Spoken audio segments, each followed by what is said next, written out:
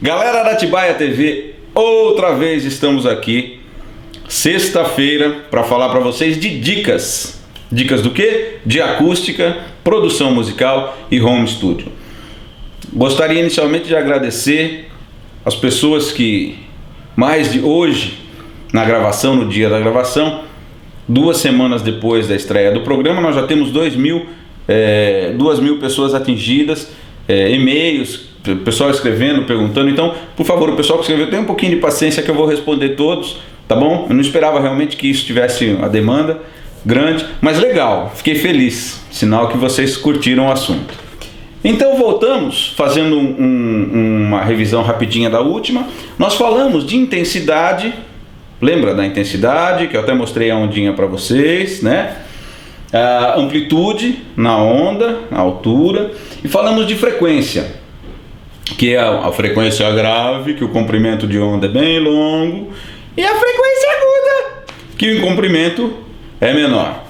Legal. Eu gostaria inicialmente, antes de falar propriamente dito de estúdio, de fazer uma diferenciação. As pessoas fazem uma confusão natural, né?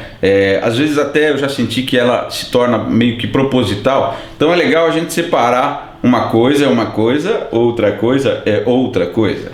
Seguinte, gente, estúdio de gravação é uma coisa, estúdio de ensaio é outra coisa, tá? A gente está falando aqui de tratamento acústico, que em geral serve para todos, mas estúdio de ensaio, o que é um estúdio de ensaio? É simples, só que a gente não para pensar. O som de dentro não pode sair, você concorda? Você imagina uma banda, de qualquer gênero que seja, ensaiando das 8 da manhã às 8 da noite, do seu lado, uma casa ao seu lado, durante o tempo todo. Você não aguenta, né?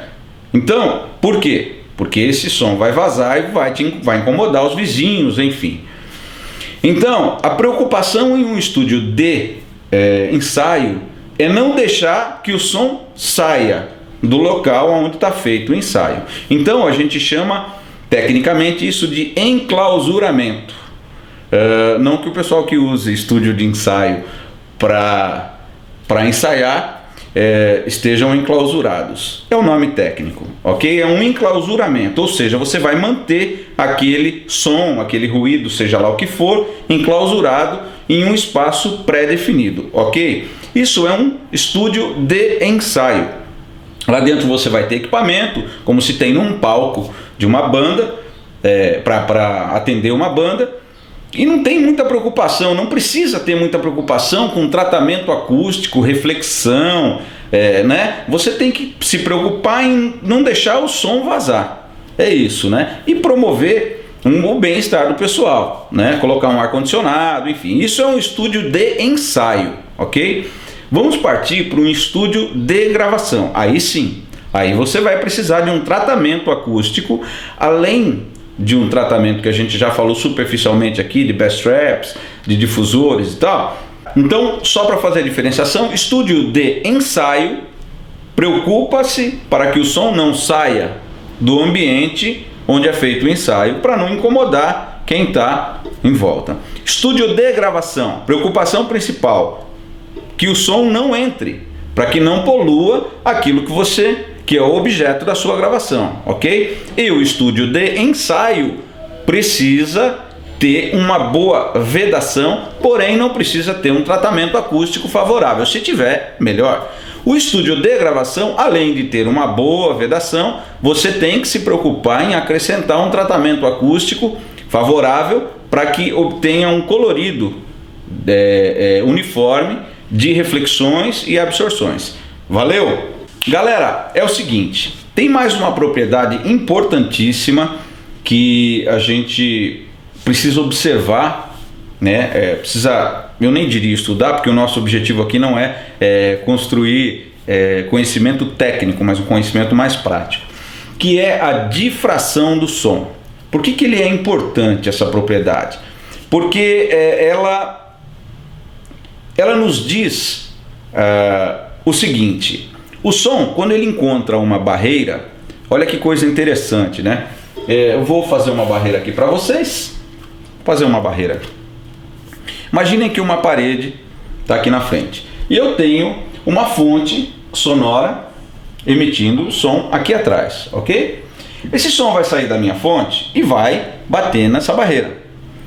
Um pouco desse som vai se refletir.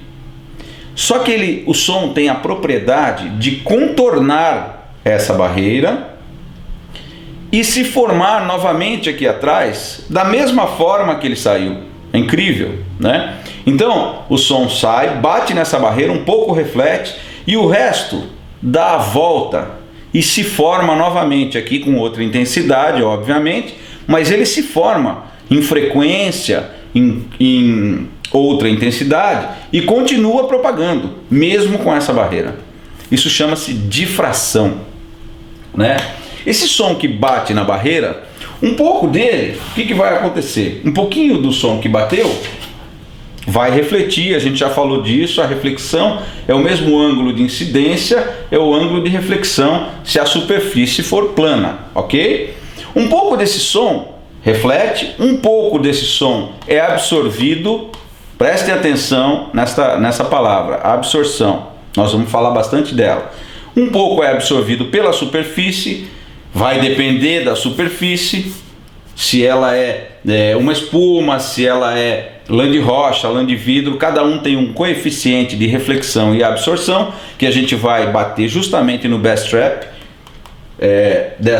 esse conceito, e o restante que não for absorvido vai contornar e esse som continua propagando. Isso é importantíssimo, chama-se difração do som, ok? Isso em qualquer, se você tiver um furinho, né, a gente até brinca que aonde passa o ar, obviamente passa o som, certo? Então se você tiver um furinho, buraco da fechadura, embaixo da porta, esse som vai bater na porta, refletir, e o que passar pelo buraco da fechadura e por baixo da porta, ele vai se formar do outro lado e vai continuar propagando, ok? Isso é importante, prestem atenção que esse conceito é básico, tá bom?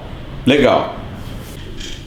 Galera, agora a gente vai falar de decibel, o terror do técnico de som, do engenheiro de som.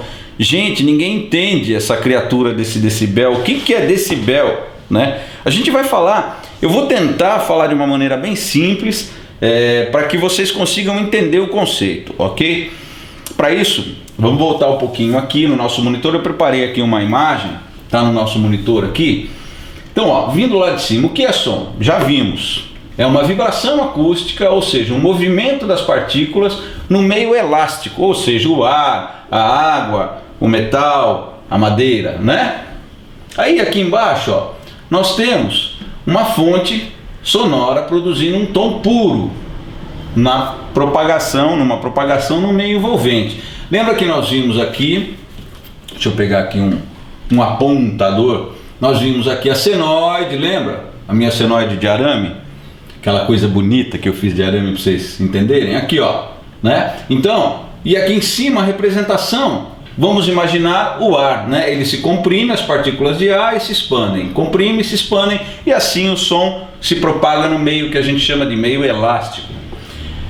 Aqui é o que é ruído, não é interessante para a gente, grandezas físicas e unidades acústicas. No caso a gente vai ver potência, aqui nós já falamos. Com relação à frequência, é o número de variações, né, que dá em um segundo. Aquilo a gente também já viu. Aqui é aquela frequência que a gente o ser humano costuma ouvir, de 20 Hz, que eu já falei, a 20 kHz, né, que é a parte para cá, som grave, e aqui para cima, próximo dos 20.000 Hz, que é 20 kHz, vai para agudo, vai ficando mais agudo. Aí vai aumentando a frequência, tá bom? Vamos lá, vamos olhar aqui, ó, um som grave, sons com a mesma intensidade, mas com diferentes frequências. Olha aqui, o som grave, como tem pouco número de vibrações, ou seja, a frequência, o número de vezes que sobe e desce, aquele ciclo que a gente já viu, é menor. para os sons graves.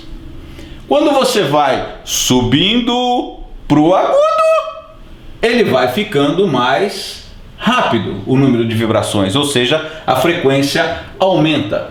Eu vou aqui dar um exemplo para vocês de um som grave de 150 Hz.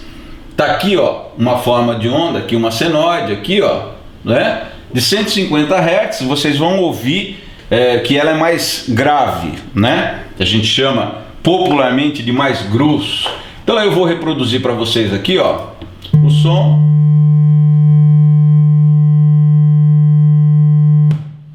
Esse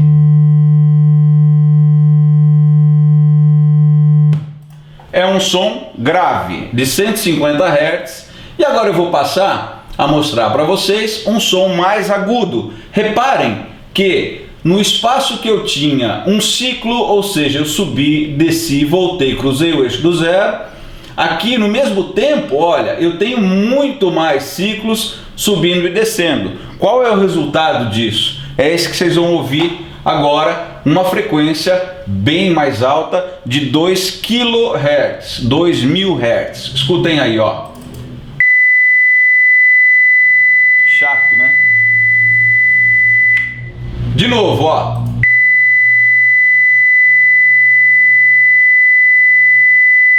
Agora, fazendo os dois seguidos, olha que grande diferença. 150 Hz e 2000 Hz.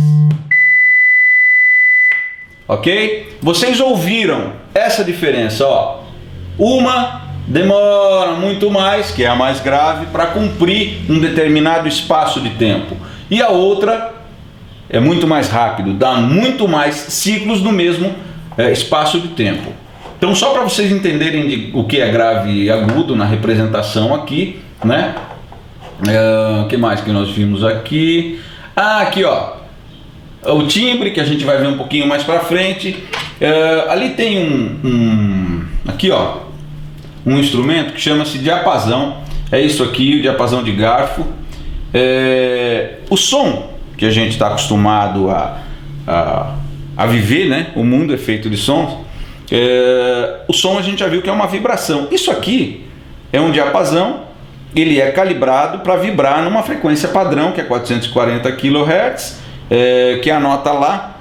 Então você bate e escuta uma referência.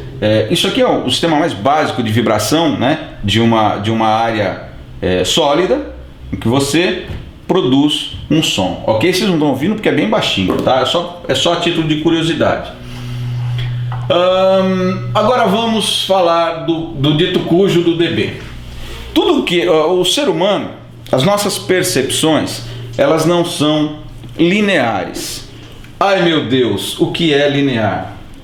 Linear, lembra-se linha, coisa reta, né? Linear, vamos pensar assim: se eu tenho 1 quilo e coloco mais 1 quilo, eu tenho, em tese, o dobro. Então, a sensação de dobro, né, do 1 quilo mais 1 quilo, vai me dar 2, ponto, acabou. Isso é linear. Se eu colocar mais um, eu vou somando, ok? Os nossos sentidos, a visão, o ouvido, enfim, eles percebem o mundo de uma forma não linear. Não se espantem, ninguém nasceu com defeito. É assim mesmo. Então, mas se não é linear, como é que a gente percebe? A gente percebe de forma logarítmica. Lembra dos logaritmos lá da escola? Ninguém gostava daquele negócio, base 10, elevado à potência, que horror, odeio isso. Pois é, mas ele está de volta. Não vou ensinar logaritmo, pode ficar tranquilo. Eu vou só tentar passar rapidinho, assim, só para mostrar para vocês o que é de uma maneira prática. Quando nós percebemos o som, em tese, se você tem 10 unidades de som, não vou nem colocar potência, watts, volt, nada disso, vou colocar 10. Se você tem 10 coisas de som e coloca mais 10 coisas de som, em tese você deveria ter a percepção do dobro, certo? Lógico, se eu tenho 10, ponho mais 10, 20. É o dobro? Não é. O som não é assim. Por quê? Porque o ouvido ele percebe em uma escala logarítmica, ou seja, ela apresenta uma curva. Por que que é assim? É assim pelo seguinte: nós percebemos variações muito grandes de volume. Ou seja, imagine um alfinete. Eu não tenho aqui um alfinete, mas vamos imaginar uma folha de papel, ó, uma folha de papel caindo no chão. Ó, vamos imaginar que isso aqui seja o chão. Esse barulho de um alfinete, que não é o caso aqui, caindo no chão. Vamos chamar esse som de 1. O quê? 1 dB, 1 decibel. Vamos chamar isso aí de 1. O alfinete caiu no chão, é uma unidade. Muito bem.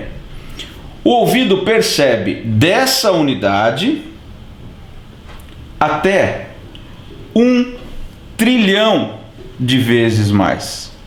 Agora, vocês imaginem fazer isso numa escala linear, né? O que seria linear? 1, 2, 3, 4, 5, até 1 trilhão. Seria uma coisa louca para poder se trabalhar, certo? Então, o logaritmo permite que a gente faça contas e marcações muito rápidas entre situações muito pequenas, como é o caso de um alfinete caindo no chão, até situações muito grandes, de uma aeronave decolando, por exemplo, uma bomba atômica. O valor logaritmo ele vai expressar diferenças de intensidades entre dois níveis. Então é isso. Às vezes o cara fala assim: ah, mas o meu som tem 90 decibéis. Não está certo, gente. O decibel não é uma medida absoluta, né? Ela é uma medida relativa. Por que relativa? Assim, olha, se eu tenho 2 aqui e eu tenho 4 aqui, então vamos imaginar que nessa caixinha entrou do lado de cá 2 e saiu do lado de cá 4, ou seja, uma relação de dobro, certo? Eu tive um ganho, porque entrou 2 e saiu 4, de X decibéis, que no caso seriam 3 decibéis, ok? Então a medida relativa. Se entrar 10 aqui e sair 20 aqui, eu tive uma relação de dobro. Quanto eu tive de ganho? 3 decibéis também. Perceberam? Que o valor não importa. O que importa é o valor relativo, né? Do que aconteceu entre uma coisa e outra coisa, ok? E a confusão toda é porque assim, os decibéis, os tais dos decibéis, eu costumo brincar de um texto que eu li há muito tempo na escola, na faculdade, sobre sabores. É esse que confundiu os decibéis. Bom, se fosse até onde eu expliquei para vocês, seria fácil. Entra uma coisa, sai outra coisa. Quanto teve de ganho ou de perda, né? Se entrou 10 e saiu menos 20, você perdeu o dobro. Então é menos 3 decibéis, o dobro. Você perdeu o dobro. Ou ganhou o dobro, a gente já falou isso. O problema é que aí começaram a colocar sabores. Então, não, dBm, né? Que se relaciona o decibel a 1 miliwatt. Por que 1 miliwatt? Porque na época da telefonia tinha um teste que se fazia na linha. Então começou a aparecer coisas, dBW, dBm, e aí começou a confundir a estação. O que interessa pra gente é o seguinte, no nosso caso. Vamos imaginar que o dB SPL, que é o caso da pressão sonora, né? O que é pressão sonora? Nós já vimos que o som se propaga no ar, comprimindo e expandindo, então forma uma pressão no seu tímpano, né? A gente chama de dB SPL, ou seja, esse aí é o volume. Ponto. Eu não vou esticar mais o assunto para não complicar mais, né? Porém, eu tenho que falar o seguinte: a variação de 1 decibel, o ouvido humano praticamente não percebe, né? E a variação de 3 decibéis é sempre o dobro da potência, ok? É isso que interessa pra gente assim, a princípio, pro que a gente se propôs nesse momento. Ou seja, se eu tenho um ganho de 3 decibéis, eu dobro a minha potência. Se eu tenho uma diminuição de 3 decibéis, eu diminuo o dobro da minha potência. Independe do valor. Percebam vocês que se vocês tiverem 10 watts de potência, 3 decibéis vai virar 20. Um ganho de 3 decibéis. Se você tiver 100 watts de potência, um ganho de 3 decibéis, você vai ter 200 watts. Ok? Ponto. É isso aí. Por enquanto, é isso que a gente vai falar de decibel. Falou? Galera, agora é o seguinte, vamos falar de bass traps conforme a gente já havia dito. O que é, conceituar um pouquinho só o que é, e depois a gente vai ver na prática como fazer, né? Na verdade, estamos aqui dentro de novo, vocês devem ter percebido pela diferença do áudio, né? Isso aqui, esse canto aqui, ó. Lembra que nós falamos dos cantos de 90 graus, que o som fica embolado e tal e tal? Falei de uma maneira bem superficial, né? Aqui nós temos um bass trap. O que é o bass trap? É isso aqui, ó. Aqui atrás tem um canto. E atrás dessa superfície que vocês estão vendo, tem todo um mecanismo para absorver sons graves, ok? Eu vou mostrar para vocês. O Caio vai chegar com a câmera aqui, por consequência vocês também. Vocês vão ver, eu vou virar e vou falar para eles. Vocês vão ver que o meu som, a minha voz vai sumir. Olha só. 1, 2, 3, cadê a minha voz? Ei, 1, 2, 3, foi. Perceberam? Minha voz foi absorvida, ou seja, é um aspirador de graves. Vocês querem ver a diferença? Eu vou falar agora, da mesma forma que eu falei aqui, de cara, num difusor. Aqui, ó. Olha aqui, ó. Ei, 1, 2, 3, 4, 5. Percebam a diferença como aqui o som reflete mais, fica mais ardido. Repararam? Então o que acontece com o bass trap? A função dele, num ambiente não muito grande, é absorver a faixa de graves, né? Do inglês bass, que é grave, trap, armadilha, ou seja, uma armadilha de graves, ou seja, aquela onda grave, lembra que a gente viu no vídeo ali que é maior, ela fica aqui dentro circulando, e não é legal ela circular aqui dentro, porque o microfone vai captar. Então você monta um bass trap para que ele pegue essa frequência e acabe com ela, ok? A gente vai falar na parte prática, na próxima aula, como construir um bass trap e aonde você põe. Né? Tem um local certo para colocar. Falou? Gente, ó, espero vocês a próxima semana, sexta-feira, às 16 horas aqui no Atibaia TV. Mais uma vez, agradeço a todos vocês pelos views, pelos compartilhamentos. Espero mais uma vez que eu, junto com toda a equipe da Atibaia TV, esteja construindo alguma coisa para você. A gente quer contribuir com o teu conhecimento. Falou? Obrigado! Tchau!